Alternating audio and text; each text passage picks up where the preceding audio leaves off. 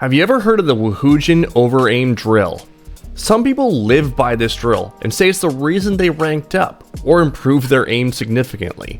In my opinion, this aim style is completely overrated and can lead to more problems than solved.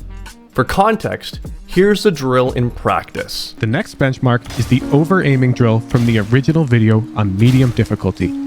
To perform this, over-flick on the bots that spawn and counter this flick with an opposite movement.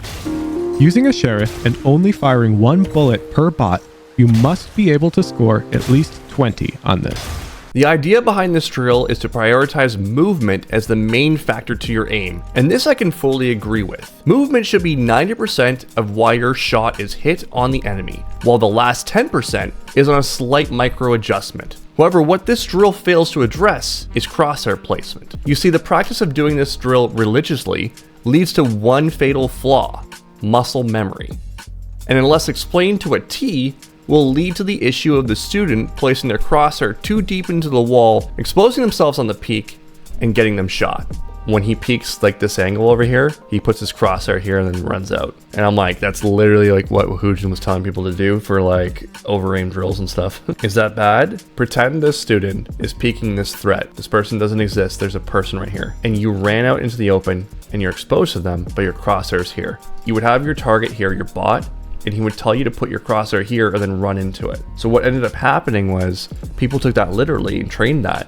And they're like, okay, I know there's a target there, I'm gonna put my crosshair here, and then they run out into the target, they're exposed for like 2 seconds until their crosshair's finally on them. This is clearly not Woohoojin's intention with this drill. However, students and viewers tend to take this drill too literally.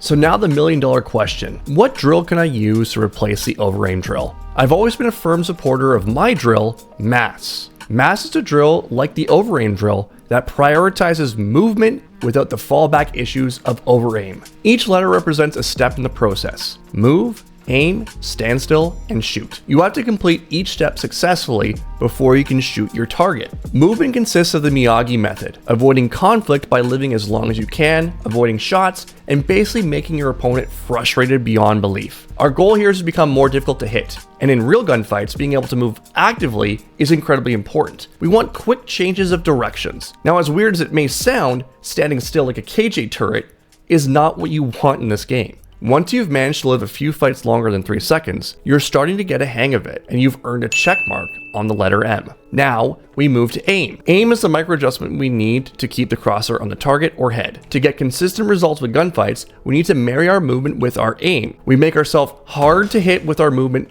while simultaneously helping our crosshair get guided towards the enemy through the movement and micro adjustment. Take your time with these steps.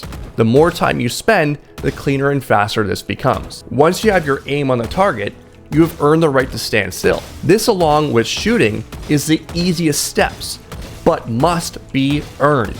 I would recommend doing this drill in the range as long as you need, then gradually level up to DM and ultimately ranked. An alternative way to get in more good clean reps is to do this drill with a ghost in DM, as it gives you significantly more gunfights within a single gunfight, whereas if you're to use a Vandal and you shoot one headshot, the person dies instantly. I want to end by saying, if a drill like over-aim works for you, don't change it.